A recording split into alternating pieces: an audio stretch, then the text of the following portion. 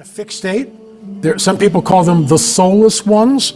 The book of Enoch tells us that they sinned against mankind. They were cannibalistic. They were sexually deviant. They were giants. They were giants. They would come in and drink. They would tear off the heads of people, allegedly, and drink the blood. They were like taking a bottle cap off a beer. But Native American, First Nation people tell us exactly the same thing. Thousands of years later, these red-haired, six-fingered giants would come in, rip the heads off to the braves, drink the blood, mutilate the bodies. I mean, crazy stuff. And this is all in Native American oral tradition. I'm not making this stuff up. You can't make this stuff up. No, you can't. Chapter 21.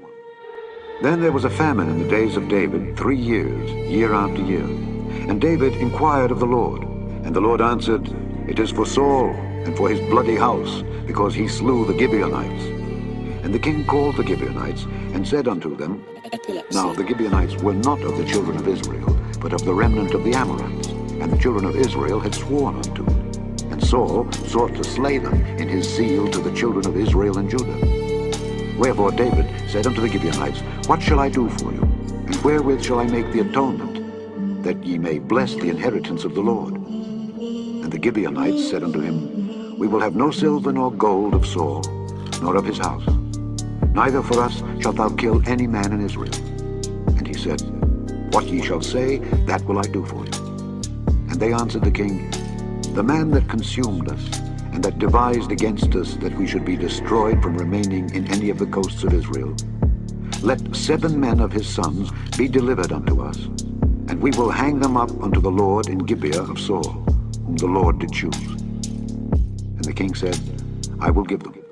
But the king spared Mephibosheth the son of Jonathan the son of Saul, because of the Lord's oath that was between them, between David and Jonathan the son of Saul. But the king took the 2 sons of Rizpah the daughter of Aiah, whom she bare unto Saul, Armoni and Mephibosheth, and the 5 sons of Michal the daughter of Saul, whom she brought up for Adriel the son of Barzillai the Maholathite, and he delivered them into the hands of the Gibeonites, and they hanged them in the hill before the Lord. And they fell all 7 together, and were put to death in the days of harvest, in the first days, in the beginning of barley harvest. And Rizpah the daughter of Aiah took sackcloth, and spread it for her upon the rock, from the beginning of harvest until water dropped upon them out of heaven, and suffered neither the birds of the air to rest on them by day, nor the beasts of the field by night.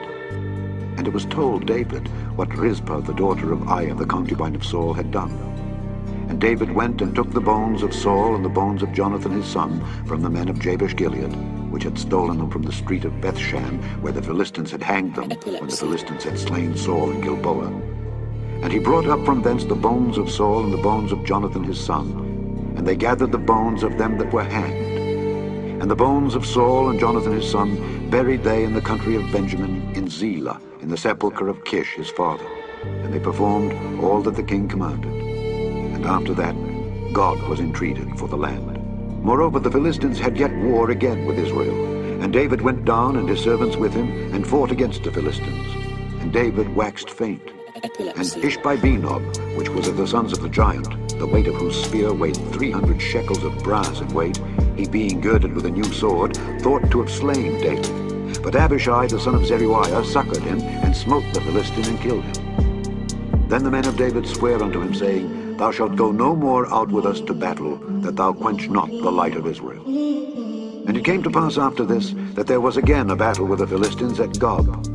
Then Sibbecai the Hushathite slew Saph, which was of the sons of the giant. And there was again a battle in Gob with the Philistines, where Elhanan, the son of Jaare-Oregim, a Bethlehemite, slew the brother of Goliath the Gittite, the staff of whose spear was like a weaver's beam. And there was yet a battle in Gath, where was a man of great stature, that had on every hand 6 fingers, and on every foot 6 toes, 24 in number. And he also was born to the giant. And when he defied Israel, Jonathan the son of Shimeah, the brother of David, slew him. These 4 were born to the giant in Gath, and fell by the hand of David, and by the hand of his servants. Shalom family, I am your host Naphtali Holder, welcoming you all back to ADUIC. So word on these Israelite streets is that the fallen angels did not exist. that the whole giant thing is completely allegorical. There's multiple definitions for heaven, but contextually, that's why I went to Lamentations 2:1, because it says Israel was cast out of heaven to the earth. And that's talking about us being taken into captivity to Babylon. Because as we know, the angels don't sin. The angels do exactly what they're told. So who are these angels that rebelled and kept not their first estate and are in everlasting change? It's very simple. It's us. But as always, your girl is coming with all the receipts, be it archaeological, historical, and biblical.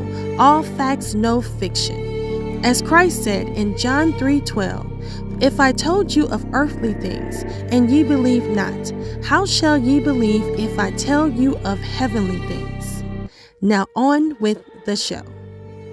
Now, growing up as a child, I remember reading fairy tales, and one fairy tale in particular was Jack and the Beanstalk.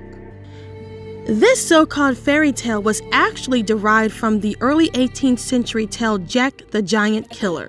The origins of this tale can be traced through oral histories to prehistoric England, when giants may have roamed not just England.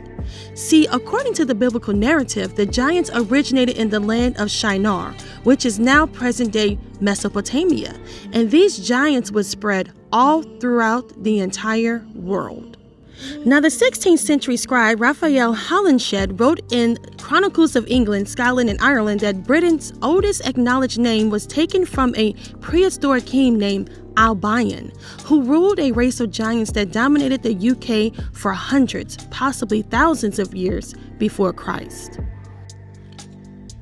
Did you know that there are many respected accounts of giants that came from all over the world?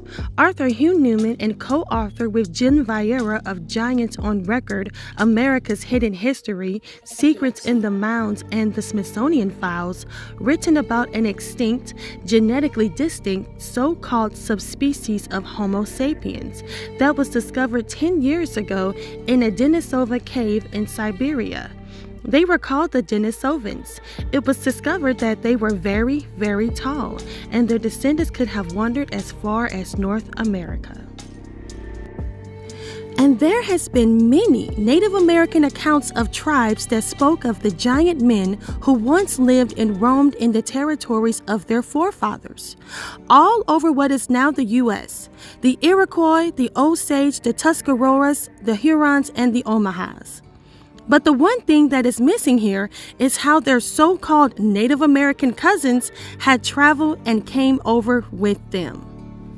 So at the beginning of this video, we reviewed 2 Samuel chapter 21, which spoke of the Amorites who changed their names to the Gibeonites. Now, it was written that the Amorites were the offsprings of the giants, the Nephilim. Remember, the Amorite king Og of Bashan, bedstead was about 9 cubits the length thereof, and 4 cubits the breadth of it. So his bed was about 13 feet long, and 6 feet wide. So remember, the average king-size bed is not even 7 feet long, so Og was probably about 10 feet to 13 feet tall. So these Amorites, aka Gibeonites, would make a covenant with Joshua. And we know how that went. So this covenant would end up causing a war with the Philistines. Now, the Philistines were also giants, and in this chapter the Bible spoke of the sons of the giant, and one of the sons the Bible made sure to make note of a notable detail concerning these giants, the fact that one of the sons of the giant was a man of great stature, and that he had on every hand 6 fingers, and on every foot 6 toes, 24 in number. And it appears that some of these genetic traits of these giants lives on in a group of people in the Americas. A 6-fingered family has been embraced in Brazil as a lucky omen for the country's football team. Brazil have won the World Cup 5 times. This year, they are hosts and hoping to win their 6th. Since the last World Cup, we've wanted Brazil to win its 6th championship, so we can show with our 6 fingers the number of times Brazil has won. It still didn't happen, so this year we're really hoping Brazil win for the 6th time. 14 of 24 members of the Silva family were born with Polydactyly, a genetic condition in which a person has more than 5 digits on their hands or feet. It's cool. I'm proud of having 6 fingers. It's easier to grab things and do other stuff. I've never played the piano, but I want to learn, and it might be easier playing with 6 fingers. It's cool. I'm proud of having 6 fingers. It's easier to grab things and do other stuff. I've never played the piano, but I want to learn, and it might be easier playing with 6 fingers. Now I know what many of you are thinking. How did the Canaanites get to the other side of the world, to the Americas? Well, there was an archaeological stone found called the Paraba stone and the Inga stone. Now, curiously, if we come and have a look at this page here, it says that many symbols of the Inca monolith are similar to those found in Turkey, in ancient Anatolia and the Hittites. A series of inscriptions speak of a borders war between 2 sovereigns of the Mesopotamian origin. Another story tells about a terrible volcanic eruption. The ashes covered a stone city on the Atlantic coast, similar to what happened in Pompeii and Heraclium. I find this very, very curious. Found in what is present-day Brazil. Now, the Inga stone was said to have been of Proto-Hittite origin. And then there was the Paraba inscription, which was written in Phoenician Canaanite. The translation reads as follows: "We are the Sidonian Canaanites, from the city of the mercantile king. We were cast up on this distant shore, a land of mountains. We sacrificed a youth to the celestial gods and goddesses in the 19th year of our mighty king Hiram, and embarked from Ezion-Geber unto the Red Sea. We voyaged with 10 ships and were at sea together for 2 years around Ham. Then we were separated by the hand of Baal, and were no longer with our companions. So we have come here, 12 men and 3 women, into a new shore. Am I, the admiral, a man who would flee? Nay. May the celestial gods and goddesses favor us well." Now, there are many people who want you to believe that this inscription was a forgery. However, we understand that this inscription exposes who they are, and they just want to keep that hidden. And these stones are just a couple of the many archaeological finds supporting the theory that the Canaanite Phoenicians discovered the Americas. Take a look at this clip. California, April 2017.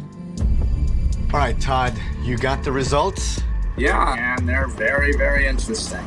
Giorgio Tsoukalos is online with anthropologist Dr. Todd DeSautel to receive the results of a DNA test that was performed on an elongated skull. They did get a good, clean DNA profile from the maternally inherited DNA.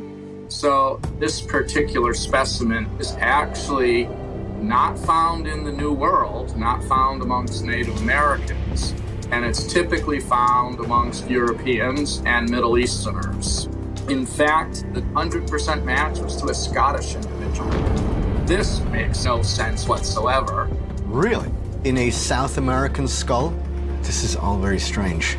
That could mean that people from Europe got to South America, 1,500 years earlier than we currently understand that. That's amazing. And it's typically found amongst Europeans and Middle Easterners and Middle Easterners and Middle Easterners. روايتنا تقول نحن في هذا البلد قبل سيدنا إبراهيم. ولا أقول هذا الكلام أنا، وإنما التوراة تقول. التوراة تقول إن الفلسطينيين بالنص موجودون من قبل إبراهيم. إذا لماذا تنكر علي حقي؟